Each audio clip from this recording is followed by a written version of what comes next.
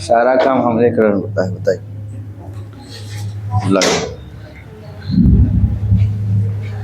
अभी आए हैं आप? आए अभी नींद खुलता है आपका? बताइए।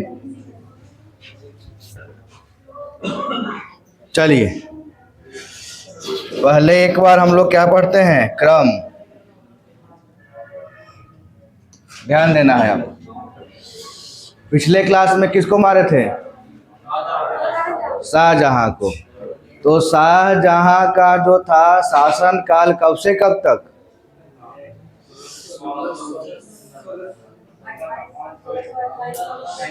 देखिए, एक शासन काल का जो क्रम है ना, उसको याद करना इम्पोर्टेंट है, क्योंकि उसको याद रखिएगा ना, तभी आगे चलकर इतिहास में कुछ कुछ घटना समझ में आएगा समय से, है ना। जिस समय में कोई घटना घटेगा तो उस समय आपको पता चले कि हाँ, इस समय इसका शासन था। इसलिए शासन काल का क्रम जो टाइम पीरियड है उसको याद करना मोस्ट इम्पोर्टेंट। आप लोग लिखते ही नहीं है ना, यही तो खराबी करते हैं। आइए, मुगल काल में सबसे पहले कौन आया था? बाबर। बाबर का शासन काल 1526 से 30। बाबर का बेटा हुमायूं। हुमायूं का शासन काल 2 बार, पहले 30 से 40 चला, फिर 1540 से लेकर 1555 तक। यहाँ पर शासन काल हुमायूं का नहीं था, किसका था? शेरशाह सूरी। शेरशाह सूरी। तो शेरशाह सूरी भी मेनली 40 से 45 तक, 5 साल, है ना। सूर्यवंश, सूर्य अफगान वंश जो चला था 55 तक। फिर मौका मिला आपका किसको? हुमायूं को। हुमायूं को फिर से मौका मिलता है। अब 1555 में एवे करता है, 56 में मर जाता है ना। पूरा जीवन इसका भाग दौड़ में निकल गया। हुमायूं के बाद कौन? अकबर। अकबर का शासन काल 1556 से 1605। ये तो याद करना ही है। 1605 में अकबर की मृत्यु हुई थी। अकबर के बाद कौन आया?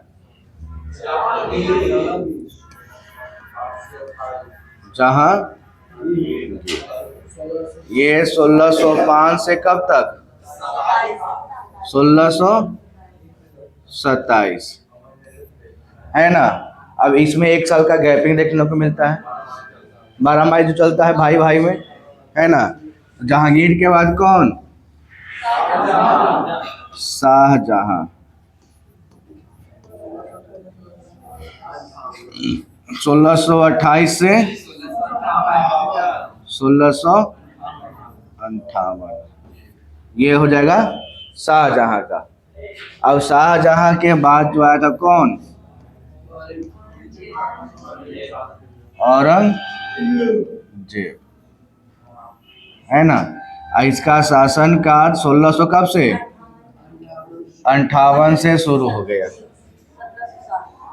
ठीक है। और कब तक चलता है? 1707 की 1706? 1707 तक, ठीक है। और आज हम लोग मेनली इसी के बारे में समझेंगे, ठीक है। क्योंकि ये अपने मुगल काल का, मुगल वंश में सबसे ज़्यादा क्रूर जो था शासक के रूप में, तो औरंगजेब हुआ, ठीक है। अकबर उतना क्रूर नहीं था। अकबर तो सभी धर्मों को एक समान लेके चलता था। उसने एक नया धर्म बनाया था, दीन इलाही धर्म, है ना, जिसमें सब धर्मों का सम्मान किया गया था। जिसमें पहला हिंदू जो मानने वाला था वो कौन था? बीरबल, है ना। बीरबल पहला और आखिरी हिंदू था जिसने दीन इलाही धर्म को स्वीकार किया था। लेकिन ये औरंगजेब जो था वो जबरदस्ती स्वीकार करता था इस्लाम, कि तुमको स्वीकार करना है तो करना है, नहीं करो तो मारे जाओगे। इसी पर आधारित है ना छावा मूवी जो है। संभाजी महाराज और उस समय का शासनकाल कौन था? औरंगजेब, है ना। संभाजी महाराज किसके पुत्र? शिवाजी के, ठीक है। और मराठा के युद्ध इसके साथ होता है, आगे देखने को मिलेगा इस कहानी में, या औरंगजेब जो है कैसे शासक बना, ठीक है। तो कैसे शासक बना तो पहले ही बता दिए थे। औरंगजेब किसको बंदी बना लिया था? अपने पिता को, है ना, और सभी भाइयों को मार भी दिया, ठीक है। और मार का क्या बन गया? शासक बन गया, ठीक। तो शासक बनने के बाद इसके जो विद्रोह हुए, विद्रोह को कैसे दबाया, क्या क्या तहस नहस किया, मतलब कि मंदिर को तोड़ा, ये सब कौन कौन से मंदिर को तोड़ा, आज उसके बारे में समझेंगे। सबसे निरंकुश और सबसे क्रूर शासक में से यही था औरंगजेब, ठीक है। तो समझते हैं इसमें। देखिए ये औरंगजेब की कहानी है। औरंगजेब 1658 से 1707 उसका शासनकाल चलता है। इसका जो जन्म होता है वो होता है 3 नवंबर 1618, 3 नवंबर 1618, ठीक है। वो भी कहाँ? दोहद। दोहद वर्तमान कहाँ है? गुजरात में, ठीक है। पिता का नाम तो शाहजहां था ही, लेकिन माता का नाम क्या? अंजुमन बानो बेगम। इन्हीं का नाम मुमताज महल भी है। और इसी के याद में शाहजहां जो क्या बनवाया? ताजमहल बनवाया, है ना। सारा पैसा खत्म कर दिया था। इसे गुरु का नाम क्या था? मीर मोहम्मद हकीम। ध्यान देना है, गुरु का नाम मीर मोहम्मद हकीम, माता का नाम अंजुमन बानो बेगम मतलब कि मुमताज महल, ठीक है। और पिता का नाम शाहजहां। इसका जन्म कब? 3 नवंबर 1618। कहाँ हुआ था? दोहद। दोहद कहाँ पड़ता है आपका? गुजरात में। अब देखिए औरंगजेब की बात करते हैं पत्नियों को, तो औरंगजेब की मेनली 4 पत्नियां हैं, ठीक है। औरंगजेब का 4 विवाह 4 पत्नी, ठीक है। लेकिन उसमें जो सबसे ज़्यादा इम्पोर्टेंट जो है, इसका नाम है रबिया उद दौरानी मतलब कि दिलरास बानो बेगम। ये इम्पोर्टेंट है, रबिया उद दौरानी या दिलरास बानो बेगम। देखिए यहाँ पर 18 मई 1637 को इसका विवाह होता है फारस राजघराने की राजकुमारी दिलरास बानो बेगम के साथ, है ना। और इसकी पहली पत्नी थी दिलरास बानो बेगम, पहली पत्नी कैमी। इसके अलावा 3 पत्नियां और थी, जिसका नाम है नवाब बाई, औरंगाबादी महल और उदयपुरी महल। ये यहाँ जो इमेज दिख रहा है ये किसका होगा? दिलरास बानो बेगम का, ठीक है। और ये इमेज किसका है? औरंगजेब, ठीक है। आप देखिएगा मूवी छावा मूवी, तो छावा मूवी में जो किरदार औरंगजेब का किया, कौन क्या नाम उनका जी? विनोद खन्ना? नहीं, विनोद खन्ना थोड़ी, अक्षय खन्ना, है ना। अक्षय खन्ना ही किए हैं, रोल किए हैं किसका? औरंगजेब का। और छावा में मतलब कि वो संभाजी महाराज का रोल किसने किया था? विक्की कौशल। बहुत शानदार मूवी, देखिएगा एकदम पूरा रोआ खड़ा हो जाएगा, एकदम अंदर से खून भी खोलेगा, उतना ही खून भी खोलेगा। मन करता है उस समय फिल्म देखते समय थिएटर में कि अभी अगर आ जाए तो मार के मतलब मुक्के मुक्के मार के वो लोला फुला दो समझे, इतना खतरनाक। उनके साथ कितना अत्याचार किया था, है ना। पूरा शरीर को घायल किया, उसमें नमक पूरा शरीर में लगाया, जीभ कटवा दिया, आँख फोड़वा दिया, फिर भी उन्होंने क्या? इस्लाम स्वीकार नहीं किया। तो ये होता है ना साहस वाला काम। यहाँ तो लोग तुरंत भर में पैसा में बिक जाते हैं चुनाव में देखे नहीं डर बिक कैसा। आइए यहाँ पे 18 मई 1637 को क्या हुआ? औरंगजेब का विवाह हुआ। पहली पत्नी का नाम क्या? दिलरास बानो बेगम। रबिया उद दौरानी भी है, ठीक है। उसके अलावा 3 पत्नियां और है, नवाब बाई, औरंगाबादी महल और उदयपुरी महल। उसके बाद इनके पुत्र और पुत्रियों का भी जान लीजिए। यहाँ पर 5 पुत्र और 5 पुत्री। 5 पुत्र में मोहम्मद आजम खान, मोहम्मद सुल्तान बहादुर शाह प्रथम, सुल्तान मोहम्मद अकबर और मोहम्मद काम बख्श, ठीक है। ये उनकी 5 पुत्र और 5 पत्नियां में जेब उन्निसा, जिन्नत उन्निसा, बद्र उन्निसा, जब्त उन्निसा, मेहर उन्निसा, ठीक है।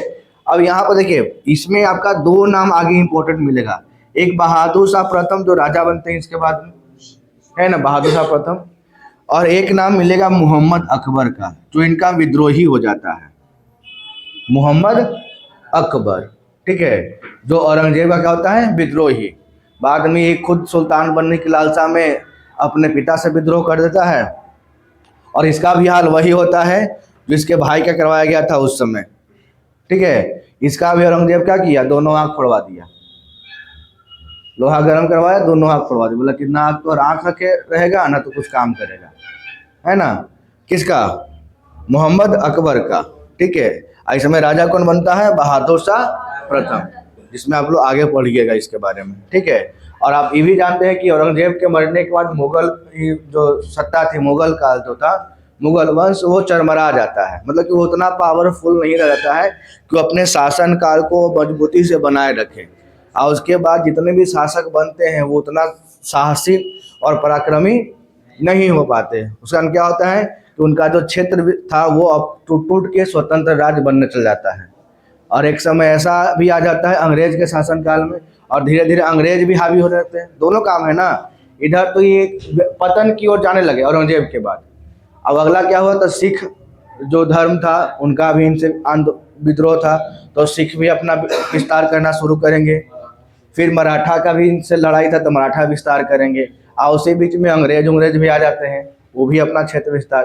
तो ऐसा हाल होता है कि जो एक समय पूरे भारतवर्ष का जो राजा हुआ करते हैं, उनका वंशज जो है सिमट के सिर्फ लाल किला तक रह जाता है।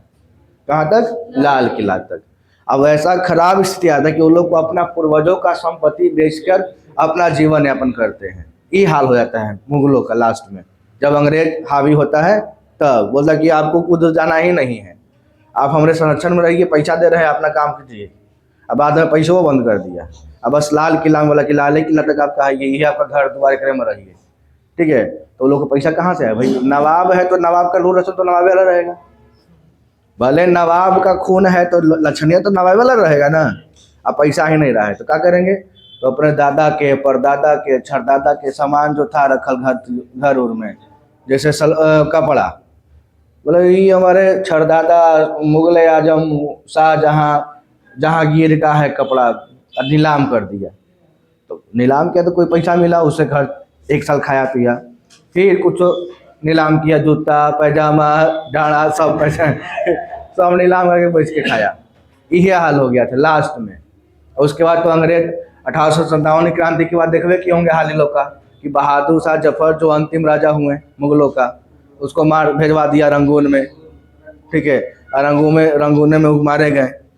उसके बाद मुगल वंश खत्म, है ना। उसके बाद भी होगा बचल खुचल तब यही है, लेकिन वो लोग डरे नहीं, बोलता कि हम मुगल के वंश हैं तो मारेगा सब बहुत मार है ना। चलिए आइए यहाँ पे, कौन थी इनकी पत्नी, दिलरास बानो बेगम। 4 पत्नी 5 बेटा 5 बेटी। 5 बेटा में 2 इंपॉर्टेंट कौन कौन, बहादुर शाह प्रथम और मोहम्मद अकबर। चलिए फोटो देख ली इनके औरत के, लाइए मुंह दिखाई। आइए यहाँ पे बात करते हैं औरंगजेब की उपाधियाँ, ठीक है। अभी लगन के टाइम चल रहा है, केकरो औरत के देखे तो मुंह दिखाई दे दीजिए हमरा फोटो दिखाएंगे तो, जैसे अभी दिखवाए ना आपको औरंगजेब की पत्नी का फोटो, तब मुंह दिखाएंगे, 50 रुपया 100 रुपया कम से कम दे दीजिए हमरा, सही हो। आइए औरंगजेब की उपाधि देखते हैं। तो उपाधि में पहला नाम क्या आता है इसका, बहादुर। तो बहादुर की उपाधि कैसे मिला, देखिए। अब इसमें कहानी क्या है कि जब वो 15 साल का था तो आगरा में कुछ हाथी हमला कर दिया, पगला गया, ठीक है। हम अब चल दिया दम अपने रने। तो हुआ क्या कि वो बहुत बहादुरी से कहा कि सभी हाथियों के जो झुंड था उसको आगरा से बाहर किया। उस समय उसका उम्र कितना, मात्र 15 साल था। तो इससे खुश होकर उसका जो अब्बू जान था, जिसका नाम क्या था, शाहजहां, इसकी बहादुरी से खुश होकर उसका नाम पर दे दिया बहादुर, है ना। अभी हम बहादुर देते हैं नौकर के नाम, ए बहादुर ठीक है, इसका नाम क्या पड़ गया, बहादुर। फिर आलमगीर, आलमगीर भी उसी का दिया बना था, जिसका मतलब क्या था, विश्व का विजेता। आलमगीर का मतलब क्या होता है, विश्व का विजेता, ठीक है। एक दूसरा है शाही पोशाक में एक दरवेश। इसका मतलब क्या होता है कि सादा रहन सहन, शराब न पीने के कारण इसे शाही पोशाक में एक दरवेश कहा गया। मतलब कि अब देखिए यहाँ पर हुआ क्या था ना कि जब औरंगजेब शासक बनता है, ठीक है, तो ये जितना भी उल्टा पुल्टा कानून था ना सभी के बंद करवा देता है। ठीक है, एकदम सीधा सीधा रहता है, मतलब कोई ताम झाम नहीं, एकदम साधारण, ठीक है, एकदम सादा जीवन जीता है, प्लस में दारू वारू कुछ पीबे नहीं करता है। ऐसा नवाब का नून जानो करते हैं ना, रंगीला होता है सब, इन्हें दरार इन्हें शबाब सब एकदम तैयार है एकदम, है ना, शराब और शबाब के सब रंगीला होता था। लेकिन ये उसके उल्टा शराब दारू पीबे नहीं करता था, और दारू पीता भी नहीं था, दारू बंद तो करवा दी कि हमारे इस्लाम में दारू क्या है, हराम है, दारू नहीं पिएगा, सब कोई नहीं पिएगा दारू, ठीक है। तो इसीलिए बोला गया कि ये क्या है, एक शाही पोशाक में, मतलब कि राजा के भेष में क्या है, एक पर दरवेश है, मतलब आम इंसान है, और ये जिंदा पीर, यही एक इम्पोर्टेंट पॉइंट है, और ये जो गलत भी है। जिंदा पीर इसमें क्या है, औरंगजेब इस्लामिक कानूनों का पूर्ण रूप से क्या करता, पालन करता है, इसलिए से क्या बोला गया, जिंदा पीर का मतलब शरिया कानून को मारता था। किसको, शरिया कानून। जैसे आप भी बहुत सारे न्यूज में देखते हो, शरिया कानून शरिया कानून, तो इस्लाम धर्म जो है ना, उसमें एक अलग से कानून दिया गया है, इस धार्मिक कानून, और उस धार्मिक कानून को क्या बोलते हैं, शरिया कानून बोलते हैं। तो शरिया कानून को ही मानता था, इसके अलावा कोई कानून नहीं मानता था, ठीक है। और इसलिए तो क्या बोला गया, जिंदा पीर, जबकि ये निरंकुश था। पीर का होता है भगवान, उन लोग के सेंस में पीर मतलब क्या होता है, भगवान। बोला कि ये जिंदा भगवान है, देखो ऐसा है नहीं है, इतना क्रूर था कि इतना सारा नरसंहार करवाया है, मंदिर तोड़वाया है, मतलब कि जो इस्लाम धर्म स्वीकार नहीं करो उसको मरवा देता, सीधा सीधा, या तो इस्लाम स्वीकार करो नहीं तो मरो, बातें खत्म, है ना। कर लिया तो बच गया, नहीं कर लिया तो चल गया, यही कहानी था। आगे हाँ, इसमें कोई डाउट है आपको, सब वही है, डीएनए टेस्ट करवाइए, सब वही लिखवाएंगे, जय श्री राम वाले। आइए, उसी समय सोचा हुआ था परिवर्तन, डरे कर लिया था परिवर्तन, मतलब कि अब देखा कि कोई उपाय ही नहीं है, और उस समय इसका टक्कर में जो शासक होते थे वो मारे जाते थे। अब बहुत धोखेबाज होता है, ये एकदम कपटी था, छल कपट होता है ना, पूरा कपटी था अंदर से, ठीक है। मतलब कि ऐसे होता था कि मुलायम मित्रता के लिए केकरो आप बंदी बना लेवे, शिवाजी है ना, ऐसा कपटी था। पहले तो आपसे कोई वैसे दोस्त आए कि एकदम खूब दोस्ती करे, खूब दोस्ती करे, एकदम पूरा मिल जुल जाए, एकदम भला फुसला के ले जाए, चलो ना पिकनिक करते, और जब खूब मारे तो क्या बोलिएगा, गद्दार ना बोलिएगा, धोखेबाज बोलिएगा, है ना। वैसे ही हाल था, एकदम कपटी था। शिवाजी संधि किया पुरंदर वाला, है ना, और जयपुर महल में कैद कर लिया। वहाँ गए ना शिवाजी, तो उनके साथ एकदम उलूल जुलूल व्यवहार करना शुरू कर दिया। भैया वो राजा हैं मराठा साम्राज्य के, है ना, अभी भी उनको लोग एकदम वीर गाथा महाराष्ट्र में या पूरे भारतवर्ष में उनका वीर गाथा छुपा हुआ नहीं किसी से, है ना, अभी भी उतना ही पराक्रमी के साथ उनका वीर गाथा भी है, पीछे का इतिहास देखा जाए तो। और उनके एकदम गए ना उनके दरबार में औरंगजेब के साथ, मतलब आप देखिए उनके साथ संधि करने के लिए किसको भेज दिया, तो जय सिंह को भेजा था कि जाओ तुम हिंदू हो, हिंदू के बात मानेगा वो, हमारा तो बतिया नहीं मानेगा, हम जाएंगे सामने तो मार ही देगा हमारा, तो डर गए नहीं किया। अब भेजा किसको, जय सिंह को। गए जय सिंह, और उसे हिंदू थे, विश्वास कर लिए, अब बहला फुसला के वही ले गया अभी, चलिए चलिए हम वहाँ पर जा रहे हैं, कुछ गए।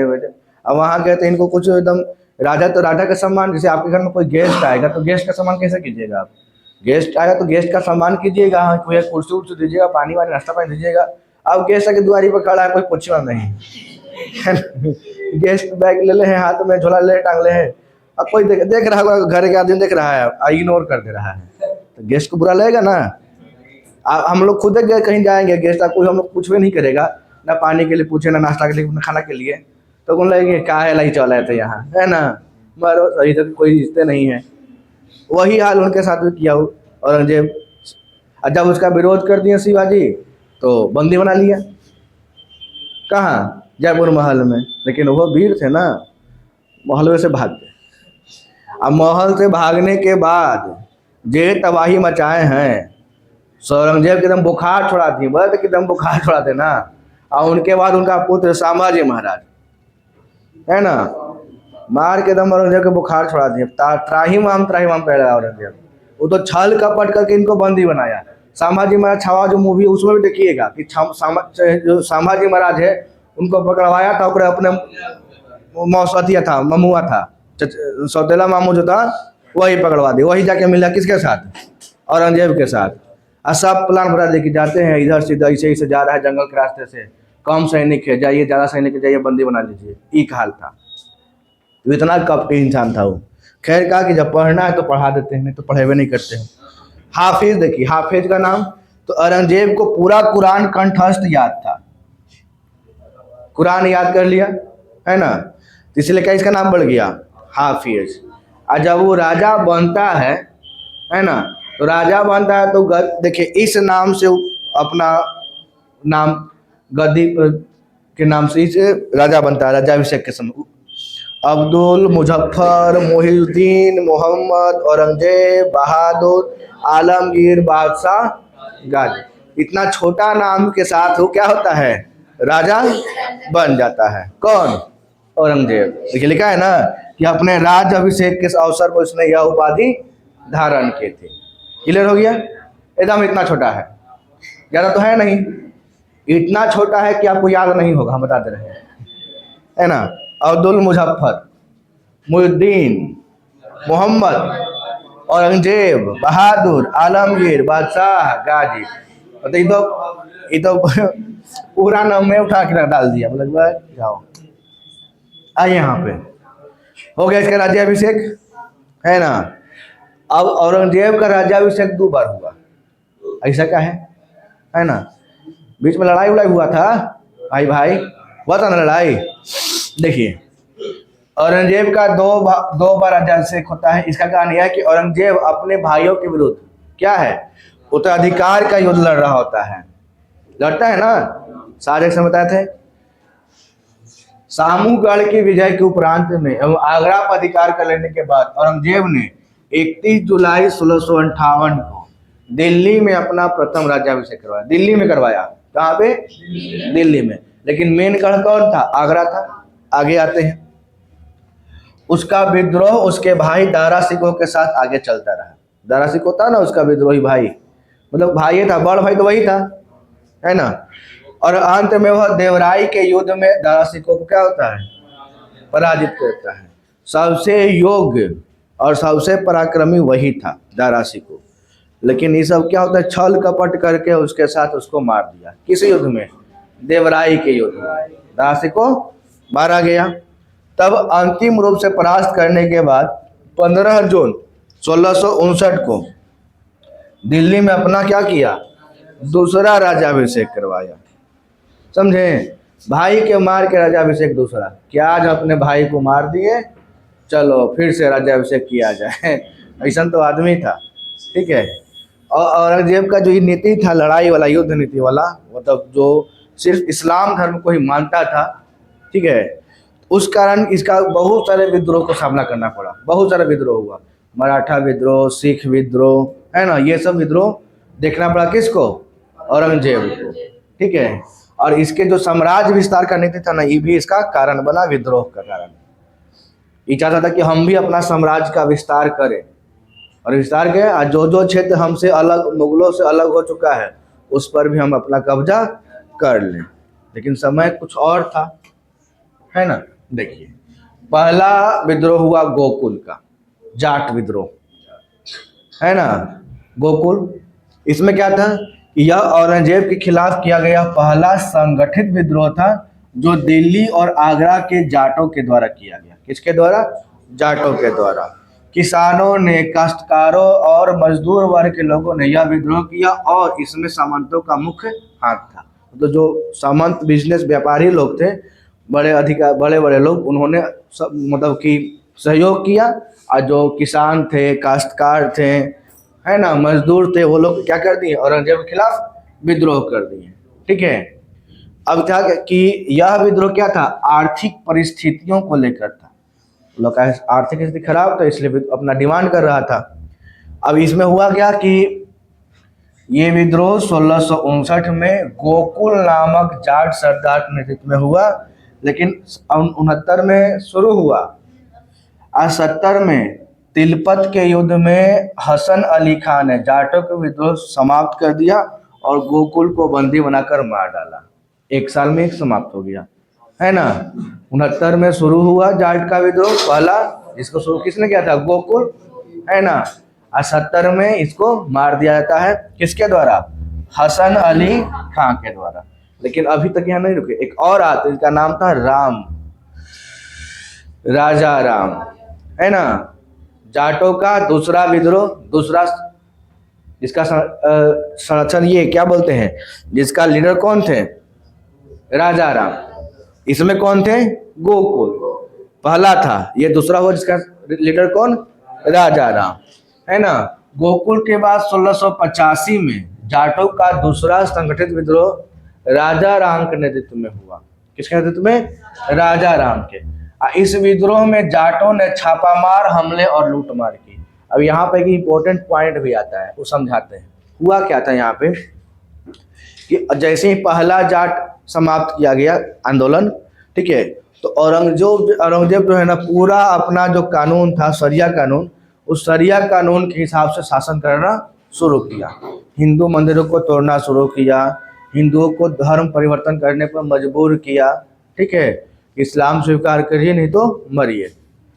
तो जैसे ही वो हिंदू मंदिरों को तोड़ता, हिंदू देवी देवताओं का अपमान करता, ठीक है, तो राजा राम भी, जैसे होता है ना कि जैसा को तैसा, टिट फॉर टैट, वही काम किए। वो भी वो क्या किए ना कि अकबर का कब्र था आगरा में, वो खुदवाए, अकबर के कब्र खुदवा के अपना माचिस मार दिए लकड़ी डाल के, है ना। एकदम बदला कि तुम अगर हमारे देवी देवता के नुकसान पहुंचाएगा तो ले हम तो छड़ दे के अंदर आते हैं खोद खाद के, है ना।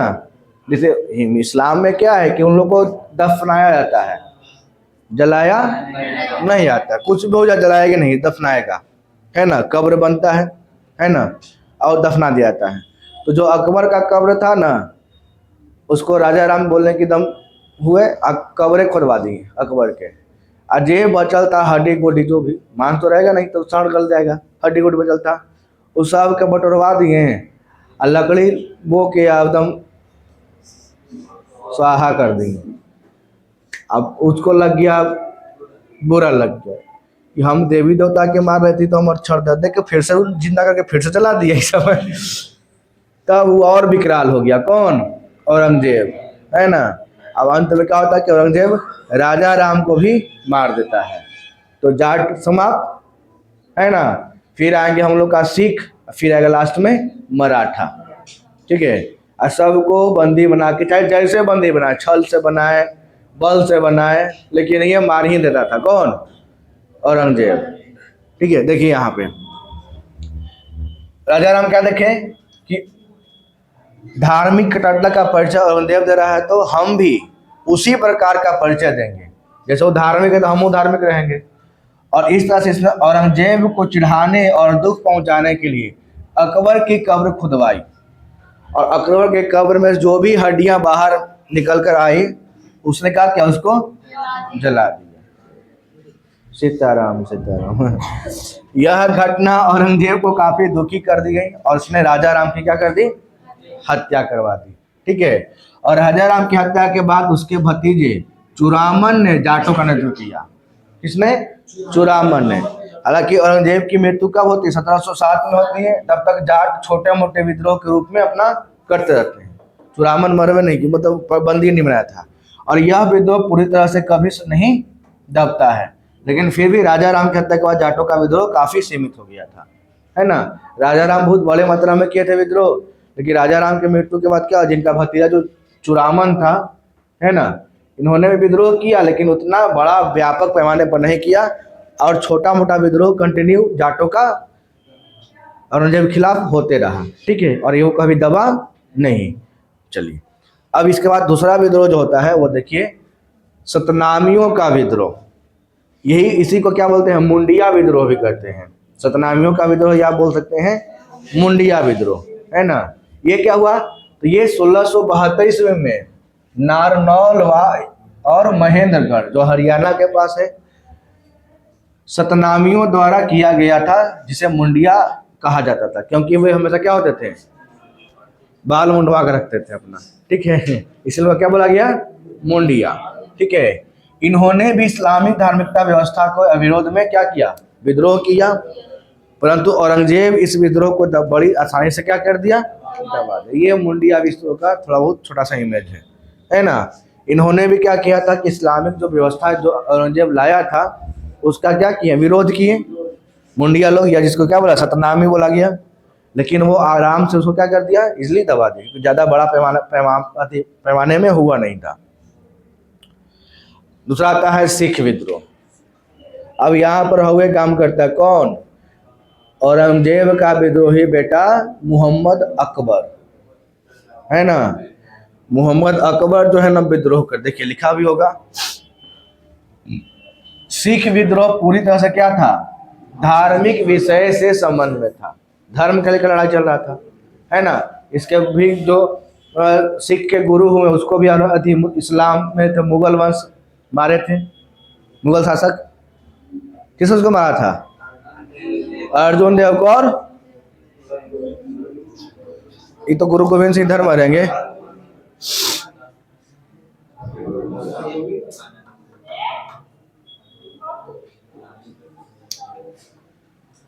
आप लोग इतना जल्दी अच्छे से भूल जाते हैं ना कि करो, फोन नंबर ना भूलिएगा, 10 को याद रखिएगा, लेकिन हम पढ़ावे हैं तो भूल जाइएगा। बताइए,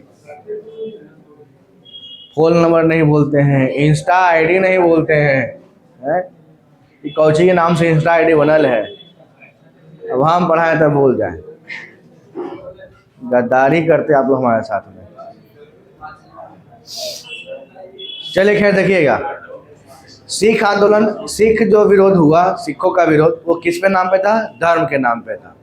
हुआ वे क्या कि इन्होंने भी इस्लामिक धार्मिक व्यवस्था के विरोध में विद्रोह किया था, परंतु औरंगजेब इस विद्रोह को बड़ी आसानी से दबा दिया गया।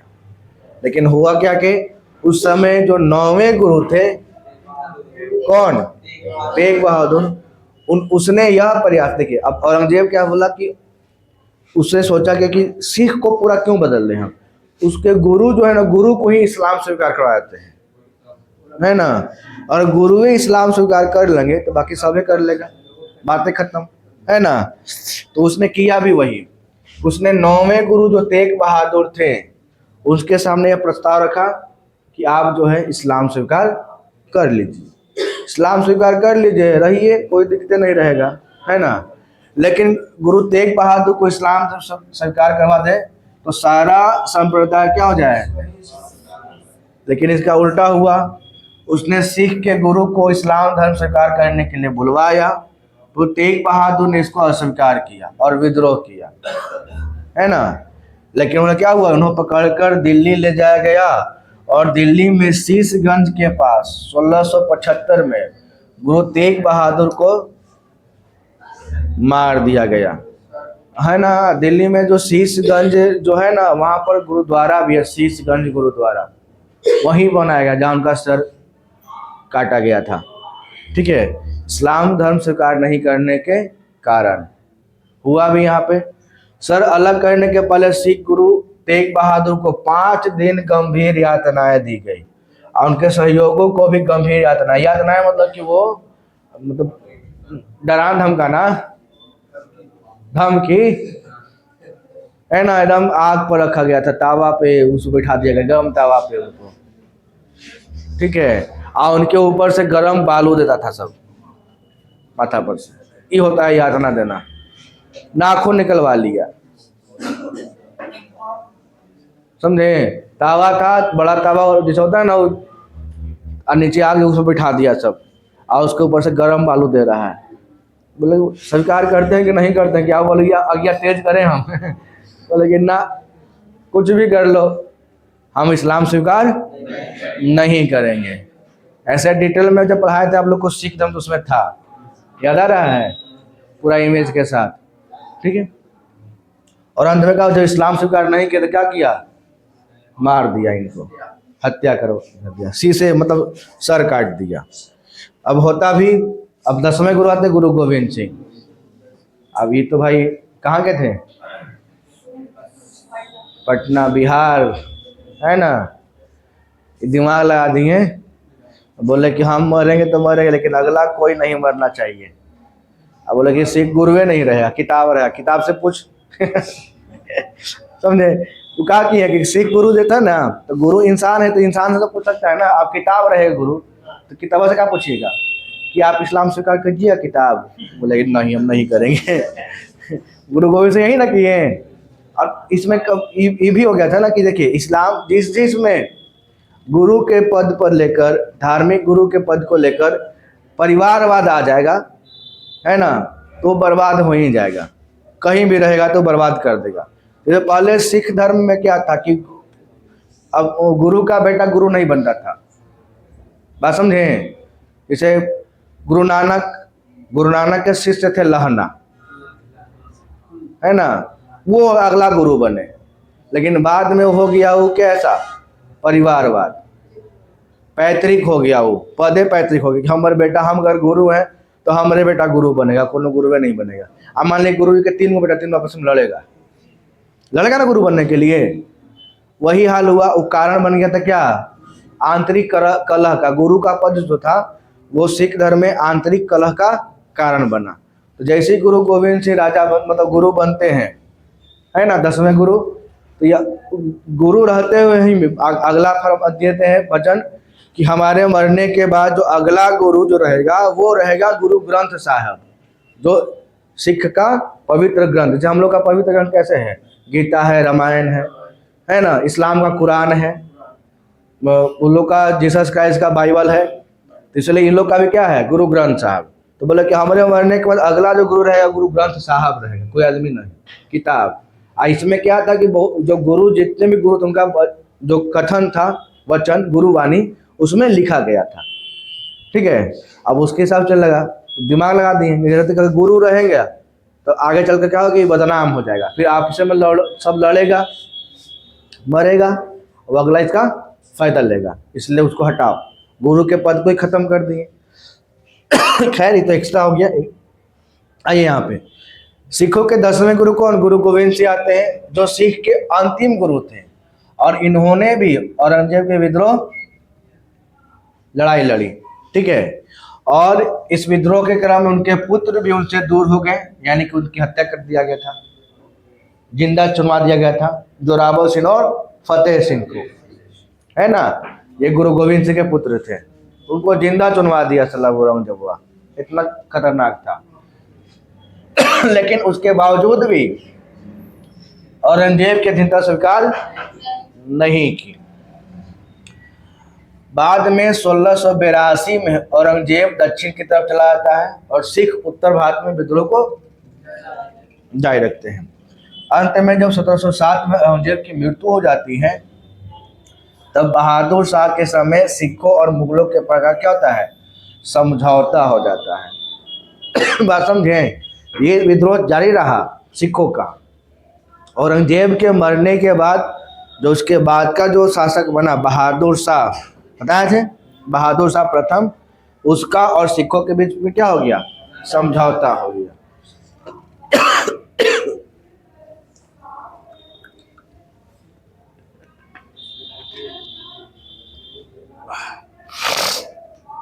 आइए आगे देखते हैं।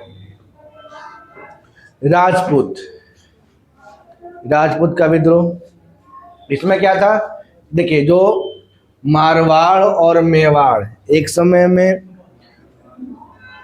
मारवाड़ और मेवाड़ राजस्थान का क्षेत्र है, याद कीजिए, वो एक समय में मुगलों के अधीन ही थे।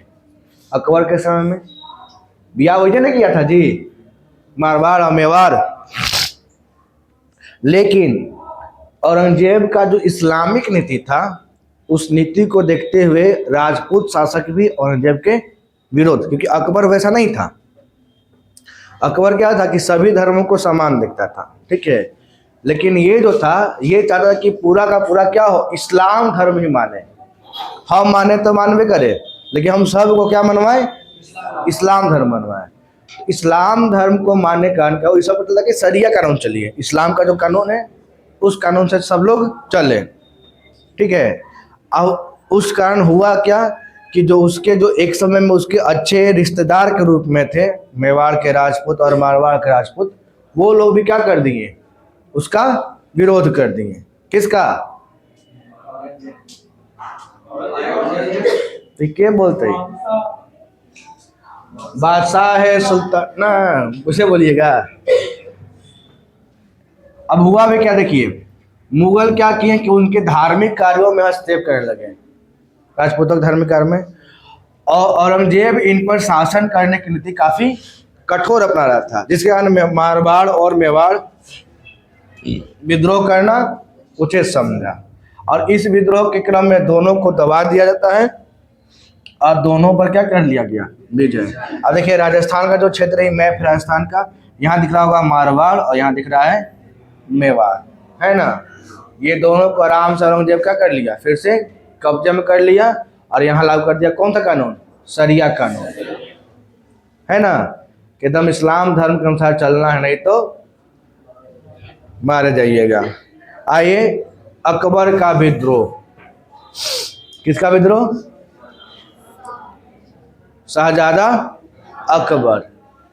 मारवाड़ के संरक्षक दुर्गा दास राठौर एवं मेवाड़ के शासक का सहयोग प्राप्त करके अकबर ने 11 जनवरी 1681 को अपने को स्वतंत्र बादशाह घोषित कर दिया। बोला कि अब हम बाबूजी जो है राजा नहीं रहेंगे, अब राजा रहेंगे हाँ, ठीक है। आज जैसे ही इस बात का पता चलता है औरंगजेबा को कि तो हमारा बेटा है, हमारे से तेज बन रहा है ना, गद्दारी कर रहा है बापे से, तो 1681 में औरंगजेब के विरुद्ध क्या कर दिया? अकबर ने विद्रोह। बाद में राजपूत उसका साथ छोड़ देते हैं। कारण देखिए, कारण क्या है?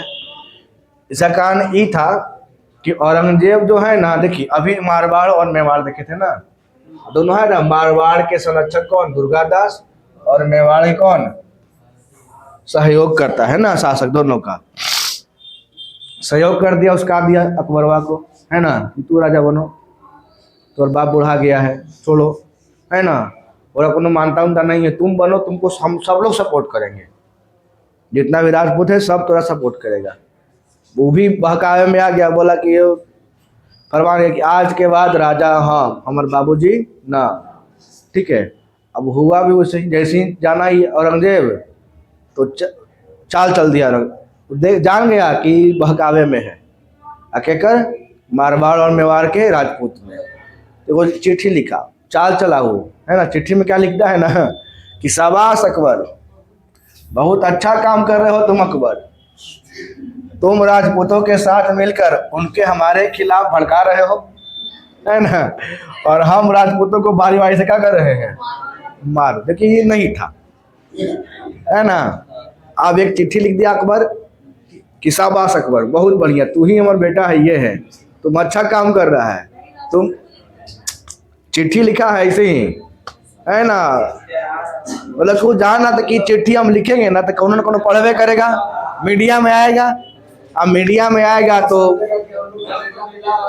हाँ, अब भ्रम फैला क्या कि भेटवा में लेके विद्रोह करवा रहा है, अब पापा जैसे मार ले है तुम चुन चुन के, यही अफवाह फैला दिया वो, है ना। इसे लिख दिया, देखे दिमाग उसका तेज था, अब कूटनीति भी था उसके पास, फैला दिया। और क्या हुआ, चिट्ठी उसने राजपूतों के खेमे में फैला दी, जहाँ राजपूत था ना वहाँ, और राजपूत में लग गया कि ले यदि सच में है, यही काम है, ये है, अगर बेटवा जो है ना हमने के पास आया है बस वही करवाने के लिए, हमने के विद्रोह करवाएगा, हम ये मारल जा रहे हैं चुन चुन के, जय विद्रोह का सब चुन चुन के। धीरे धीरे राजपूत क्या वो उसके साथ छोड़ दिए, किसका? अकबर का साथ छोड़ दिए। अब देखिए हुआ क्या, अब राजपूतों के साथ लगा कि औरंगजेब और अकबर की एक चाल है और अकबर आकर हमारे साथ मिल गया है और अब यह हमारे ही आदमियों को मरवा रहा है। इस तरह से राजपूतों को लगा कि अकबर उसका सहयोगी नहीं बल्कि उसका क्या है, गुप्त रूप से उसका शत्रु है, इसीलिए उन्होंने अकबर का साथ छोड़ दिया। अब अकबर ऐसा नहीं चाहता था, लेकिन चाल चल दिया। देखिए मीडिया कितना तगड़ा है। अब भागता है यहाँ से अकबर, फिर अब अकबर भागकर शिवाजी के पास जाता है। किसके बाद? शिवाजी, यही अकबरवा है, शहजादा मोहम्मद अकबर। परंतु शिवाजी की वहां पर उस समय थे नहीं, है ना। तो जब शिवाजी वहां पर नहीं थे तो उनका पुत्र कौन था? संभाजी। छावा मूवी नहीं पे है ना, संभाजी महाराज पे। संभाजी थे, संभाजी ने उनको संरक्षण दे दिया। किसको? किसको संरक्षण दिया? अकबर को संरक्षण दिया, ठीक है। और औरंगजेब उसका पीछा करते हुए कहाँ पहुंच गया? मराठा क्षेत्र में। और उसे अपने अंतिम वर्ष दक्षिण भारत में ही व्यतीत कर देता है। अभी देखे थे ना वहाँ पे सिख धर्म वाला में कि कहाँ रहता है? दक्षिण में। ताकि जैसे इतिहास क्या है ना कि एक समय में कोई एक घटना थोड़ी घटता है, अलग अलग क्षेत्रों में अलग अलग घटनाएं घटती रहती हैं, ठीक है। तो गुरु गोविंद सिंह जब विद्रोह कर रहे थे पंजाब क्षेत्र में, तो उन्हें दक्षिण में सिख मराठा भी विद्रोह कर दिया था, है ना। कारण क्या था? ये उसका बेटवा अकबरो इन पिटा के भाग गया, राजस्थान से पिटा के भागा। कहाँ भाग गया उन्हें? मराठा के पास। मराठा में कौन वहां पर थे? शिवाजी और संभाजी, है ना। और संभाजी इसको दे दिए संरक्षण, ठीक है। तो आया है हमारे पास, रहो, कोई दिक्कत नहीं है। और जब इस बात का पता चलता है औरंगजेब को, तो औरंगजेब पूरी सेना के साथ पहुंचता है कहाँ? मराठा क्षेत्र में। अब मराठा क्षेत्र में जाने का मतलब है कि मौत को ललकारना, क्योंकि वहां पर कौन है राजा? शिवाजी महाराज, है ना। उसके पहले दक्षिण में शिवाजी दम बुखार मुगलों के जितना भी किला उला होता है सब जीत लेते हैं। कौन? शिवाजी महाराज। और शिवाजी की युद्ध नीति लाते हैं ना। कौन सा युद्ध नीति? गुरिल्ला युद्ध नीति। गुरिल्ला युद्ध नीति का ही जो प्रणेता मतलब संस्थापक बोले कि शुरुआत किए थे कौन? शिवाजी। पहाड़ उहाड़ में छिपा रहना है, घाट लग बैठा रहना है, लेकिन दुश्मन आया मार के निकल जाना, पता नहीं चले करने से करने मार के निकल गया। जैसे एकदम घाट लग बैठा है एकदम पहाड़ उहाड़ में पेड़ पे, और जैसे देखे सैनिक आ रहा है मुगल से, दुश्मन आ गया, तो एक बार उस अपना आवाज साउंड निकालेगा एकदम, और एक बार हमला करेगा, मार के फिर छिप गया। पिटा उठा के जब देखिए कौन मारा, कौन मार के चला गया है, ऐसे एकदम मार के बुखार छोड़ा दिया, और कौन है नहीं है, और फिर छिपल है, और फिर उठिएगा फिर मार के भाग जाएगा। जाओ। तो गुरिल्ला युद्ध नीति से क्या हुआ कि शिवाजी जो है ना एकदम तहस नहस कर रखा था औरंगजेब को, बर्बाद होता है ना एकदम। औरंगजेब सामने आने से डरता था, कभी सामने अबे नहीं किया शिवाजी के सामने औरंगजेब। अब ऐबो किया था तो कहाँ निहत्थे थे शिवाजी, जयपुर महल में कैद कर लिया उनको। आगे देखिए, अब यहाँ भी क्या हुआ, युद्ध चल रहा, तो यहाँ से वो भाग गया कहाँ? फारस। कौन? अकबर। फारस भाग गया, और अकबर का क्या हुआ? फारसे में क्या होता है? इसका मृत्यु हो जाता है, ठीक है। तो आज रहने दे इतना ही, इसके बाद कहानी कल, ठीक है।